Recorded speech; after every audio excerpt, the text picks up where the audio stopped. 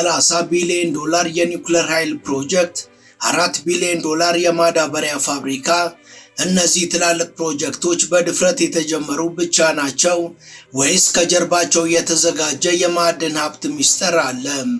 የኢትዮጵያን መለወጥ የማይፈልጉ ታሪካዊ ጠላቶቿ ገንዘቡ ሲገኝ፣ ነገር ግን ለፕሮጀክቶቹ ወሳኝ የሆኑ ግብዓቶች ከየት ይመጣሉ? የማዳበሪያ ፋብሪካ ያለ ተፈጥሮ ጋዝና ያለ ከሰል ድንጋይ እንዴት ይገነባል? ከሁሉ በላይ ደግሞ ለኒውክሌር ኃይል ማመንጫው አቅም የሚሆነው ዩራኒየምስ ከየት ሊያገኙ ነው በሚልና የምትበላው ሳይኖር እያሉ ለተሳለቁ ጆሮን ጭው የሚያደርግ መረጃ ተሰምቷል። በየዓመቱ $2 ቢሊዮን በማውጣት ማዳበሪያ ታስገባ የነበረችው ሀገራችን አሁን ባለንበት የፈረንጆቹ 2026 መጨረሻ ላይ በየዓመቱ 3 ሚሊዮን ቶን ዩሪያ ማዳበሪያ በማምረት ከራሷ አልፋ የአፍሪካን ፍላጎት የምታሟላ ሲሆን፣ ብዙ ያልተወራለት የኒውክሌር ኃይል ግንባታዋም አጃይብ የሚያሰኝ ሌላ ታሪክ ውስጥ ገብቷል። ለመሆኑ ከንጉሱ ዘመን ጀምሮ ተደብቆ የቆየው የዩራኒየም ሚስጥርና ዛሬ የሀገሪቷን ኢኮኖሚ ዕጣ ፈንታ ለመቀየር ከተነሱት ሁለት ግዙፍ ፕሮጀክቶች ጀርባ ያልተሰማውና አስደማሚው አቅምስ ምንድን ነው? የኢትዮጵያን ጠላቶች ዝም ያሰኘው፣ ቀጣይ ምዕራፏን የሚወስነው፣ የቦረና የሐረርጌና የቤንሻንጉል ምድር ያዘለው የዩራኒየም ክምችትና ከሀገሪቱ አልፎ የቀጠናውን ዕጣ ፈንታ የሚቀይሩት ሁለቱ ፕሮጀክቶች ከወዲሁ ተስፋ ተጥሎባቸዋል። Ethiopia just shocked the world, defying decades of Western control. Not with weapons, not with conflict, but with nuclear power. For the first time, Africa is claiming its technological future, proving no nation needs permission to decide how it powers itself. ሰላም ጤና ይስጥልን። በመላው ዓለም የምትገኙ ውድ የመሿለኪያ ቤተሰቦች፣ በዛሬው መሰናዷችን ኢትዮጵያ ስለጀመረቻቸው የኒውክሌር ኃይል ማመንጫ ፋብሪካና የማዳበሪያ ፋብሪካ እናስቃኛችኋለን። ከዛም ባሻገር ለሁለቱ ፕሮጀክቶች የሚያስፈልጉ ግብዓቶች በሙሉ እንዴት እንደተገኙና በተለይ ደግሞ የዩራኒየም ክምችት በሀገራችን በብዛት ስለመገኘቱ ሚስጥር እናወጋችኋለን። ቻናላችንን ሰብስክራይብ፣ ላይክ እና ሼር ታረጉ ዘንድም እንጋብዛለን።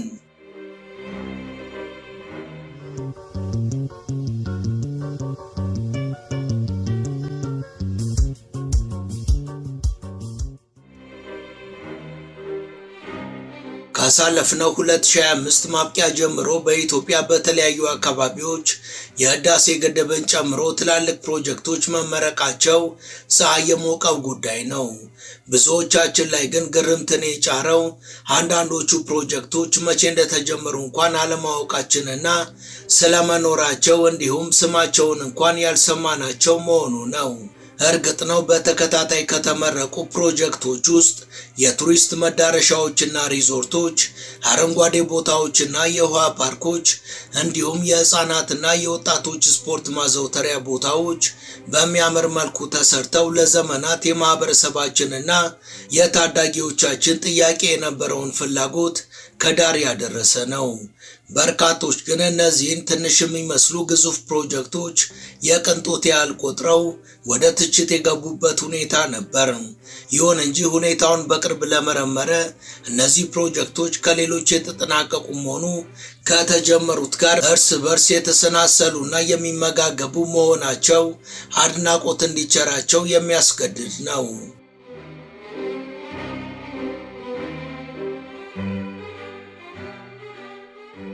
ከፍተኛ ወጪ ተመድቦላቸው ወደ ስራ የገቡት ፕሮጀክቶችም ሆኑ በሂደት ላይ የሚገኙት ግብርና፣ የማዕድን ሀብትና የመንገድና መገናኛ መሰረተ ልማት ላይ ትኩረታቸውን ያደረጉ ሲሆን፣ በእነዚህ ሁሉ እምብርት ላይ ደግሞ የኃይል ማመንጫዎችና የዘመናዊ ግብርና ግብዓት ምንጭ የሆኑ ፕሮጀክቶች ይገኛሉ። በተለይ ከኃይል ማመንጫ ፕሮጀክቶች ጋር በተገናኘ እየተተገበረ ያለው ስራ ከውጤታማነቱ በተጨማሪ የሚያመነጩት የኃይል መጠን ግዝፈትና የክንውን ፍጥነታቸው በእጅጉ አስደናቂ ነው። እነዚህ የኃይል ምንጮች ታዳሽ ኃይል የሚያመነጩና በአካባቢው ላሉ የእርሻና የኢንዱስትሪ ዘርፎች አስተማማኝ የኃይል አቅርቦትን የሚያረጋግጡ ናቸው። በዚህ መልኩ ከተገነቡ ተመጋጋቢ ታዳሽ የንፋስ ኃይል ማመንጫዎች ውስጥ በሶማሌ ክልልና በኦሮሚያ ክልል ስራ የጀመሩ ተጠቃሽ ሲሆኑ ወደ 20 ጊጋዋት የማመንጨት አቅም ያላቸውና ለኤክስፖርት የሚውሉ የሶላር ፓናል የሚያመርቱ 4 ፕሮጀክቶች ደግሞ ተጨማሪዎቹ ናቸው። ነገር ግን የክንውን ስኬታቸው በበርካታ ተቺዎች ዘንድ ጥያቄ ሲነሳባቸው የነበሩትንና ለዛሬ ትኩረታችንን ያደረግንባቸውን 2 ፕሮጀክቶች አንስተን ምልዓተ ጉድለታቸውን እንቃኛለን።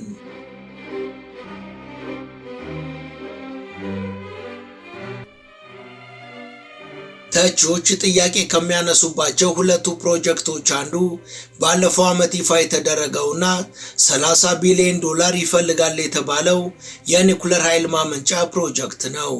ከሌሎች ፕሮጀክቶች ጋር 4 ቢሊዮን ዶላር የተመደበለት የማዳበሪያ ማምረቻ ፕሮጀክትም ሌላው ሲሆን የተቺዎቹ ጥርጣሬ የሚመነጨው ደግሞ ለፕሮጀክቶቹ ከሚያስፈልገው ገንዘብ ባልተናነሰ ወሳኝ የሆኑ የማዕድን ግብዓቶች ከየት ይመጣሉ የሚለው ነው።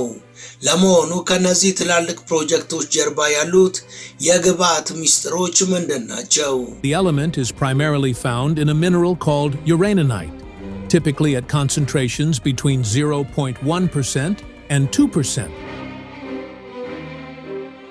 ኢትዮጵያ ውስጥ የማዳበሪያ ማምረቻ ባለመኖሩ ሳቢያ የኢኮኖሚዋ የጀርባ አጥንት ግብርና ለሆነው ኢትዮጵያ ለበርካታ ዓመታት ማዳበሪያ በውጭ ምንዛሬ እየገዛች ወደ ሀገር እንድታስገባና ባህላዊውን ግብርናን ለመደገፍ ጥረት እንድታደርግ አስገድዷታል። ከቅርብ ጊዜ ወዲህም በአገሪቷ ውስጥ ኩታ ገጠም የአስተራረስ ዘዴንና የበጋ እርሻን ሜካናይዝድ በሆነ የግብርና አጠቃላይ ምርት በተለይም በስንዴ ምርት ከፍተኛ ውጤት እንዲመዘገብ ቢደረግም ማዳበሪያ ከውጭ እየተገዛ የመምጣቱ ጉዳይ ግን መቀጠሉ በግብርናው ዘርፍ ሊኖር ይችል የነበረውን ስኬት ያራቀው ሆኗል። ለዚህ ዋናው ምክንያቱ ደግሞ ማዳበሪያ ለማምረት የሚችል ማሽን አለመተከሉና አስተማማኝ ምርት እንዲቀርብ የሚያስችሉ የሌሎች ግብዓቶች እጥረት በመኖሩ ነው። በተመሳሳይ ረዘም ያለ ጊዜ የወሰደው የኒኩለር ኃይል ማመንጫ ፕላንት ለመገንባት ያስፈልጋል የተባለው ከፍተኛ የገንዘብ መጠን ከሰለጠነ የሰው ኃይል እጥረትና ከአስተማማኝ ጥንቃቄዎች አለመኖር ጋር ተዳምሮ ለፕሮጀክቱ ትልቅ እርቃሮች ሆነው ነበር። ከዚህ በተጨማሪ ውድና ቁልፍ የሆነ የንጥረ ነገሮች ግብዓትም ያስፈልጋል። በኢትዮጵያ ከተለመዱ የማዕድን ሀብቶች በተጨማሪ ሌሎች በርካታ ማዕድናት በከርሰ ምድሯ ውስጥ እንዳሉ በመላምት ደረጃ ይታወቅ የነበረ ቢሆንም የተቀናጀና ጠንካራ የአሰሳ ስራ ተካሂዶ ምን አይነት ማዕድን የትና በምን ያህል መጠን ይገኛል የሚለው በተጨባጭ የታወቀና ይፋ የሆነው በቅርቡ ነበር። እነዚህ 2 ግዙፍ ፕሮጀክቶች አሁን ላይ የተጀመሩ ሲሆን የመጠናቀቃቸውም ነገር እርግጠኛ እንድንሆን የሚያደርገው መሰረታዊ ምክንያትም በቅርቡ ይፋ የሆነው የማዕድን ሀብት መረጃ ነው። ውድ የመሿለኪያ ቤተሰቦች ይህን ዘገባ እዚህ ድረስ ከተከታተላችሁት ቻናሉ የበለጠ እንዲያድግ አንድ ጊዜ ሰብስክራይብ እንድታደርጉ አስታውሰን ተረካችንን እንቀጥል።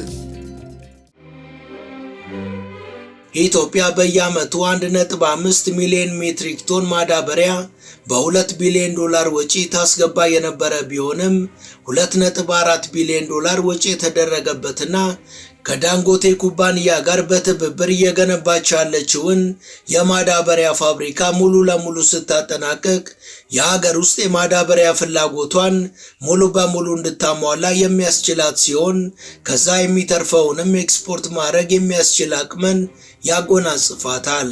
ኢትዮጵያ በሶማሌ ክልል ጎዴ እየተገነባ ያለውን ግዙፍ ፋብሪካ በያዝነው 2026 መጨረሻ ስታጠናቀቅ በየዓመቱ 3 ሚሊዮን ሜትሪክ ቶን ዩሪያ ማዳበሪያ ማምረት የምትችል ሲሆን ከዚህ የማዳበሪያ ምርት አስተማማኝ መሆን ጀርባ በአካባቢው ለሚገኘው የተፈጥሮ ጋዝ ማምረቻ ፋብሪካ የሚጫወተው አስተዋጽኦም ከፍተኛ ነው። የተፈጥሮ ጋዝ ውስጥ የሚገኘው የካርቦን እና የናይትሮጅን ይዘት በውሃ ውስጥ ከሚገኘው ሃይድሮጅን ጋር በማዋሃድ አሞኒያ የተሰኘውንና ዩሪያ ለተባለው ማዳበሪያ ሁነኛ ግብዓት የሆነውን ንጥረ ነገር ማምረት መቻሏ ለፋብሪካው መገንባት እንደ ምክንያት የሆነና ለቀጣይነቱም ዋስትና መስጠትን የቻለ ነው። ኢትዮጵያ የማዳበሪያ ፋብሪካ ግንባታዋ በሶማሌ ክልሉ ጎዴ ብቻ የተገደበ አይደለም። ይልቁንም በኦሮሚያ ክልል ያዩ በተባለው አካባቢም የዩሪያ ማዳበሪያ ፋብሪካ በአካባቢው ያለውን የከሰል ድንጋይ እንደ ግብዓት በመጠቀም በማምረት ላይ ትገኛለች።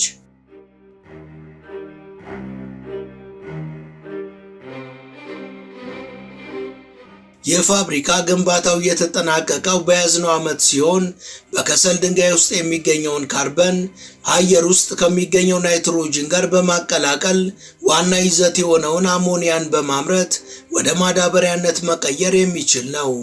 በያዩ የተገነባው ይህ የማዳበሪያ ማምረቻ አሁን ላይ ወደ ስራ ገብቶ ማምረት የጀመረ ሲሆን በሺዎች ለሚቆጠሩ ዜጎችም የስራ ዕድል ከመፍጠሩ ባሻገር ለኤክስፖርት የሚያስፈልገውን የውጭ ምንዛሪን በማዳን ኢኮኖሚውን በእጅጉ መደገፍ ጀምሯል። ለበርካታ ዓመታት በባህላዊ ዘዴና ያለ እረፍት በመታረሱ የተጎዳውን የኢትዮጵያን መሬት በማዳበሪያ እንደገና ማደስ አስፈላጊነቱ ነጋሪ አይሻውም። በዚህ መንገድ የሚደገፍ የእርሻ መሬትም ምርታማነቱ በ4 እጥፍ እንደሚጨምር የዘርፉ ባለሙያዎች ያስረዳሉ። የማዳበሪያ ጉዳይ ሲነሳ በኢትዮጵያ ብቻ ሳይሆን በመላው አፍሪካም ወሳኝ አጀንዳ ነው። ማዳበሪያ በአፍሪካ ገበሬዎች ዘንድ እንደ ደም ስር የሚቆጠር ቢሆንም ከአፍሪካ የማዳበሪያ አቅርቦት ከ90 በመቶ በላይ የሚሆነው ከውጭ የሚገባ መሆኑ አቅርቦቱ በተለያየ ምክንያት ሲቆራረጥ፣ የዓለም ገበያ ሲዋዥቅና አቅራቢው በተለያዩ ምክንያቶች ሲያኮርፍ የመጀመሪያዎቹ ተጎጂ የሚሆኑት አፍሪካውያን ገበሬዎች ናቸው። በኢትዮጵያ የተገነባው የማዳበሪያ ማምረቻ ኢትዮጵያን ከአፍሪካ ቀዳሚ የሚያደርግ ብቻ ሳይሆን ለምስራቅ አፍሪካም የማዳበሪያ አቅርቦትን በተመለከተ እፎይታን የሚቸር ነው። በሁለተኛ ደረጃ የሚጠቀሰውና ድፍረት የሚመስል ግዝፈትን የተጎናጸፈው ደግሞ የኢትዮጵያ የኒውክሌር ኢነርጂ ማመንጫ ፕላንት ፕሮጀክት ነው። Ethiopia just shocked the world, defying decades of Western control. Not with weapons, not with conflict, but with nuclear power. For the first time, Africa is claiming its technological future, proving no nation needs permission to decide how it powers itself.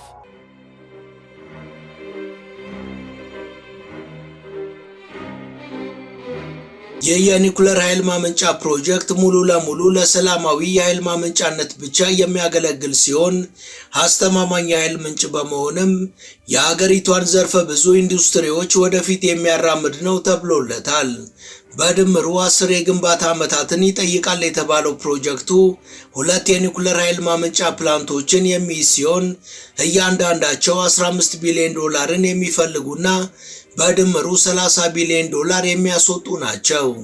ፕሮጀክቱ ከሩሲያው ሩሳተም የኒውክሌር ኃይል ካምፓኒ ጋር በመተባበር የሚገነባ ሲሆን በካምፓኒውና በዓለም አቀፉ የኒውክሌር ኃይል ተቆጣጣሪ ባለስልጣን አማካኝነት የሰው ኃይል ስልጠናና ሌሎች የቴክኒክ ድጋፎች እንደሚደረጉለት ቃል የተገባ ሲሆን ከዚህ አንጻር ያሉ ስራዎች መመሪያ ተዘጋጅቶላቸውና በሀገር ደረጃ ራሱን የቻለ ኤጀንሲ ተቋቁሞ ወደ ስራ መገባቱ ታውቋል። የኒውክሌር ኃይል ማመንጫ ፕሮጀክት ግንባታው ፈታኝ የሚሆነው ለበርካታ ነገሮች ከሚያስፈልገው ከፍተኛ የገንዘብ መጠን ጀምሮ ተቋሙን ከመገንባት እስከ መምራትና ማስተዳደር እንዲሁም ከዜጎችና ከአካባቢ ደህንነት ጥበቃ ጋር በተያያዘ አስፈላጊ የሆነው የሰለጠነ የሰው ኃይል በበቂ ሁኔታ አለመኖር ነው። እርግጥ ነው እነዚህ ሁለት ጉዳዮች ተጨባጭና ሊታሰብባቸው የሚገቡ ናቸው። ነገር ግን ከዚህ ሁሉ ባሻገር ዘላቂና አስተማማኝ የኒኩለር ኃይል ማመንጫ ፕላንት ባለቤት ለመሆን ከፍተኛው የግንባታ ገንዘብና በስልጠና ሊፈታ ከሚችለው የባለሙያዎች ክህሎት በዘለለ ማመንጫውን በዋናነት የሚመግበውና የልብ ትርታው የሆነ አንድ ግብዓትን ይፈልጋል። ይኸውም የኒኩለር ኃይል ማመንጫዎችም ሆኑ የኒኩለር መሳሪያ ማምረቻዎች እንደ ዋነኛ ቅመም አድርገው የሚጠቀሙት ዩራኒየም የተባለው ማዕድን ነው።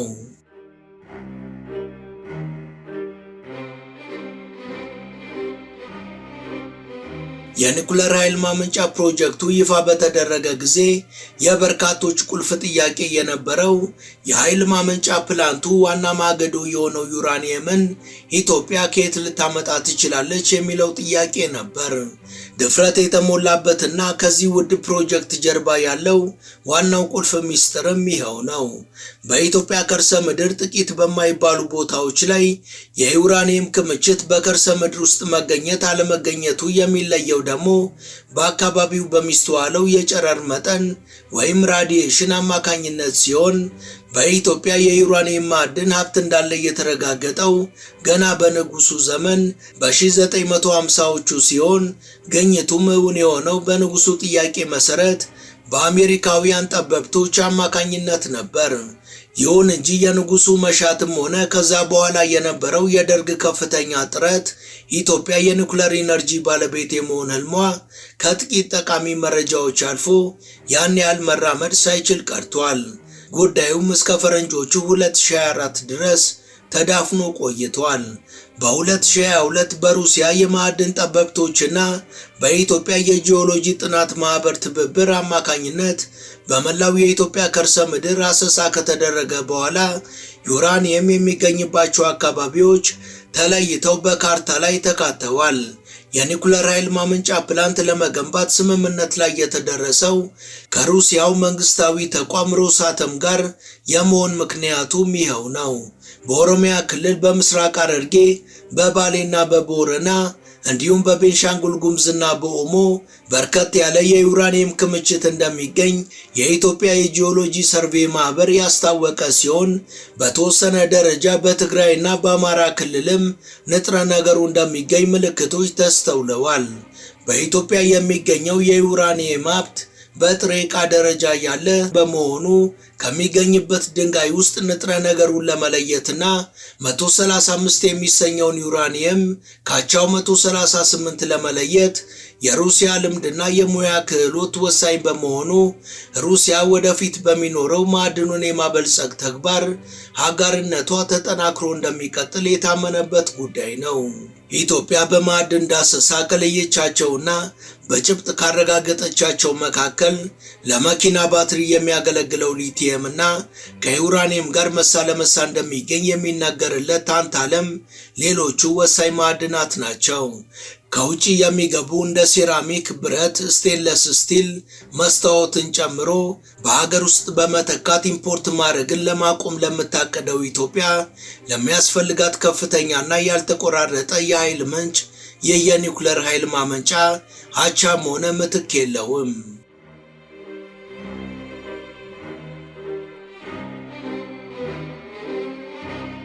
ወደ ቻናላችን ቤተሰቦች ለዛሬ ያሰናዳንላችሁ ይህን ይመስል ነበር። እስከ ዝግጅታችን ፍጻሜ አብራችሁን ስለነበራችሁ ከልብ እናመሰግናለን። በቀጣይ ቢሰሩ የምትሏቸውን ርዕሰ ጉዳዮች ብትጠቁሙን ደስ ብሎን እንቀበላለን። ቻናላችንን ሰብስክራይብ ማድረግ፣ የደወል ምልክቱን መጫንና ላይክ ማድረግ አትዘንጉ እያልን ለዛሬ በዚሁ ተሰናበትን። መልካም ጊዜ።